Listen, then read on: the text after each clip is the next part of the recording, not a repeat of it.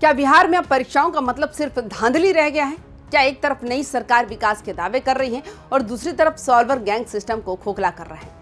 सबसे बड़ी बात, ये कांड उस जिले में हुआ जहां से बिहार की सत्ता के सम्राट यानी सीएम सम्राट चौधरी आते हैं। जी हाँ, मुंगेर में बीपीएससी की AEIDO परीक्षा से ठीक पहले जो खुलासा हुआ उसने पूरे बिहार को हिला कर रख दिया। 22 लोग गिरफ्तार, लाखों की डील और एक ऐसा नेटवर्क जो पटना से भागलपुर तक फैला था। आखिर कौन है वो मास्टर जो मुंगेर में बैठकर परीक्षा की पवित्रता से खेल रहा था? क्या सम्राट चौधरी के गृह जिले में ये सेंधमारी सरकार के लिए बड़ी चुनौती है? आज की इस विशेष रिपोर्ट में देखिए मुंगेर पुलिस का वो ऑपरेशन जिसने सॉल्वर गैंग की कमर तोड़ दी। वीडियो को आखिर तक जरूर देखिएगा क्योंकि इस खेल के तार बहुत गहरे हैं। नमस्कार, स्वागत है आप सभी का वाइब इन बिहार झारखंड में। मैं हूं आपके साथ मुदिता त्रिपाठी। मुंगेर जिला प्रशासन को एक गुप्त सूचना मिली थी। AEIDO परीक्षा को लेकर कुछ लोग बड़ी साजिश रच रहे हैं।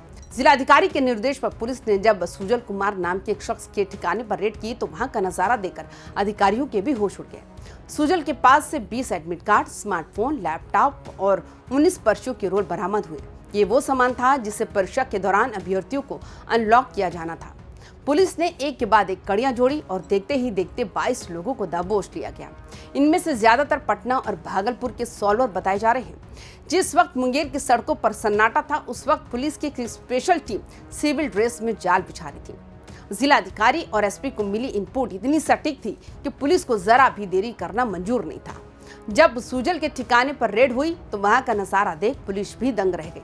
सिर्फ एडमिट कार्ड ही नहीं बल्कि वहां iPad और कई हाईटेक डिवाइसेस का अंबार लगा था। ऐसा लग रहा था जैसे कोई परीक्षा केंद्र नहीं बल्कि कोई कंट्रोल रूम चला रहा हो। सुजल की गिरफ्तारी के बाद जब उससे कड़ाई से पूछताछ हुई तो उसने एक एक कर उन 22 चेहरों के नाम उगल दिए जो इस काले खेल के मोहरे थे। मुंगेर पुलिस की इस मुस्तैदी ने साबित कर दिया कि सिस्टम में चाहे कितनी भी सेंधमारी हो, खाकी की नजर से बचना नामुमकिन है। इस गिरोह का काम करने का तरीका इतना हाईटेक था कि आप दंग रह जाएंगे। जांच में सामने आया कि पूरा खेल व्हाट्सएप ग्रुप के जरिए चलता था। मास्टर नाम का एक शख्स जिस पूरे रैकेट का हेड था। इस गिरोह ने मुंगेर सॉल्वर ग्रुप बनाया था। इसका प्लान सिर्फ प्रश्न पत्र लीक करना नहीं था बल्कि परीक्षा केंद्र के अंदर मौजूद बायोमेट्रिक ऑपरेटर और सुपरवाइजर को भी अपने साथ मिलाना था। सोचिए, अगर बायोमेट्रिक ऑपरेटर ही बिक जाए तो असली अभ्यर्थी की जगह कोई भी सॉल्वर बैठकर परीक्षा दे सकता था। इसके लिए बाहर से प्रोफेशनल सॉल्वर बुलाए गए थे। अब समझिए कि ये गिरोह काम कैसे करता था। इनका नेटवर्क सिर्फ मुंगेर तक सीमित नहीं था बल्कि इसके तार पटना के पौष इलाकों और भागलपुर के कोचिंग हब से जुड़े थे। ये गिरोह ऐसे अभ्यर्थियों को चुनता था जो पढ़ाई में कमजोर लेकिन आर्थिक रूप से मजबूत थे। मास्टर नाम का वो शातिर अपराधी व्हाट्सएप ग्रुप के जरिए क्वेश्चन पेपर के साथ साथ उनके आंसर शीट को भी शेयर करता था। इनका सबसे खतरनाक प्लान था परीक्षा केंद्र के बायोमेट्रिक सिस्टम को हैक करना या वहां तैनात ऑपरेटर को अपनी मुट्ठी में लेना। अगर बायोमेट्रिक ही मैनेज हो जाए तो असली छात्र की जगह कोई भी डमी कैंडिडेट परीक्षा दे सकता था। यह तकनीक बिहार के परीक्षा इतिहास में सबसे खतरनाक सेंधमारी मानी जा रही है। अब बात करते हैं उस रकम की जिसने युवाओं के भविष्य का सौदा किया। सूत्रों के मुताबिक एक स्टूडेंट से 20 से 25 लाख रुपए की डील हुई थी। इसमें एक बड़े कोचिंग संचालक का भी नाम सामने आ रहा है जो फिलहाल फरार है। सबसे बड़ी चर्चा इस बात की है कि मुंगेर जैसे हाई प्रोफाइल जिले में जहां के CM सम्राट चौधरी का गृह क्षेत्र है, वहां अपराधियों ने इतना बड़ा जाल कैसे फैला लिया?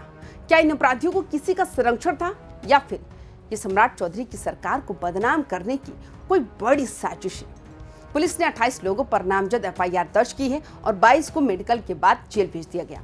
ये मामला इसलिए भी ज्यादा गंभीर हो जाता है क्योंकि मुंगेर बिहार के मुख्यमंत्री सम्राट चौधरी का अपना जिला है। सम्राट चौधरी ने हमेशा भ्रष्टाचार मुक्त बिहार और परीक्षाओं में पारदर्शिता की बात की है, लेकिन उनके अपने ही गढ़ में सॉल्वर गैंग का इतना बड़ा अड्डा मिलना कई सवाल खड़े करता है। विपक्ष को अब बैठे बिठाए मुद्दा मिल गया है। क्या ये गिरोह इतना निडर था कि उसे प्रशासन का भी जरा भी डर नहीं था, या फिर इस गिरोह को लगा कि सम्राट चौधरी के जिले में होने की वजह से उन पर कुछ शक ही नहीं करेगा? मुख्यमंत्री के लिए ये एक बहुत बड़ी चुनौती है कि वे अपने गृह क्षेत्र में चल रहे इस शिक्षा माफिया के साम्राज्य को कैसे जड़ से उखाड़ फेंकते हैं। मुंगेर SP सैयद इमरान मसूद ने साफ कर दिया है कि जांच अभी शुरुआती स्तर पर है। पुलिस अब उस मास्टर की तलाश में है जो इस पूरे गिरोह का रिमोट कंट्रोल संभाल रहा था। पुलिस की टीमें फरार कोचिंग संचालक और अन्य आरोपी के संभावित ठिकानों पर छापेमारी कर रही है। मुंगेर पुलिस अब मोबाइल रिकॉर्ड्स और बैंक ट्रांजैक्शन की भी जांच कर रही है, ताकि ये पता चल सके कि अब तक कितने स्टूडेंट ने इन्हें पैसे दिए और क्या इससे पहले भी किसी परीक्षा में इस गिरोह ने सेंध लगाई थी। सोचिए उन हजारों गरीब और मेहनती छात्रों के बारे में जो दिन रात एक एक करके बीपीएससी जैसी परीक्षाओं की तैयारी करते हैं। जब उन्हें पता चलता है कि 25 लाख रुपए में उनकी मेहनत का सौदा हो गया तो उन पर क्या गुजरती होगी। मुंगेर का ये खुलासा सिर्फ 22 लोगों की गिरफ्तारी नहीं है, बल्कि बिहार के शिक्षा तंत्र की एक कड़वी हकीकत है। अब देखना यह होगा क्या पुलिस सिर्फ इन छोटे मोहरों को पकड़कर शांत बैठ जाएगी या फिर उस मास्टर और कोचिंग संचालक तक भी पहुंचेगी जो इस पूरे रैकेट की असली जड़ है। बिहार की जनता अब ठोस कार्रवाई चाहती है ताकि दोबारा किसी भी छात्र के भविष्य के साथ ऐसा खिलवाड़ ना हो सके। बिहार में जब भी कोई बड़ी परीक्षा आती है तो ये सॉल्वर गैंग एक्टिव हो जाते हैं। सम्राट चौधरी ने हाल ही में सुशासन और भ्रष्टाचार मुक्त बिहार का वादा किया था। ऐसे में उनके अपने जिले में हुआ ये कांड उनके लिए अग्नि परीक्षा है। तो दोस्तों, आपको क्या लगता है, क्या बिहार में कभी बिना धांधली के परीक्षाएं हो पाएंगी? क्या इन सॉल्वर गैंग के पीछे कोई बड़ा सफेद पोश नेता है?